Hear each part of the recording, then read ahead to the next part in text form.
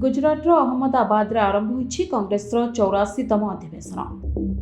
2 दिनिया अधिवेशन में कांग्रेस शासित राज्यर मुख्यमंत्री, प्रभारी, प्रदेश अध्यक्ष और विरोधी दलर नेतांक सह अनेक वरिष्ठ नेता जोग दैछन्ति। अधिवेशन आरंभ में दलर कार्यकारी कमिटी बैठक आरंभ होइछि। एही अधिवेशन में 2027 रे हेबाकु थिबा गुजरात विधानसभा निर्वाचन पई रणनीति मध्य प्रस्तुत कराजिबो। यह सह संविधान बचाओ नामक एक अभियान मध्य अहमदाबाद आरंभ हेबो। एही अधिवेशन पई लोकसभार विरोधी दलर नेता राहुल गांधी, कांग्रेस संसदीय दलर अध्यक्षा सोनिया गांधी अहमदाबाद रे पहुंचीथिले। तेबे दिन 11 सरदार वल्लभ भाई पटेल राष्ट्रीय स्मारक ठारे दलर कार्यकारी कमिटी बैठक होइतिला। एही बैठक रे संगठन बाबद रे चर्चा होइछि।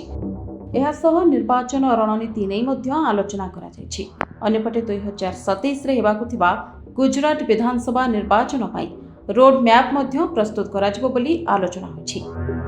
सेहिपरि साबरमती आश्रम रे एक प्रार्थना कार्यक्रम मध्य आयोजन हेबो। तेबे 64 वर्ष परे कांग्रेस गुजरात रे महा अधिवेशन रो आयोजन करछि।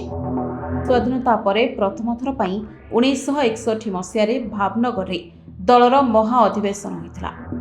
Bureau report, NNS Odia.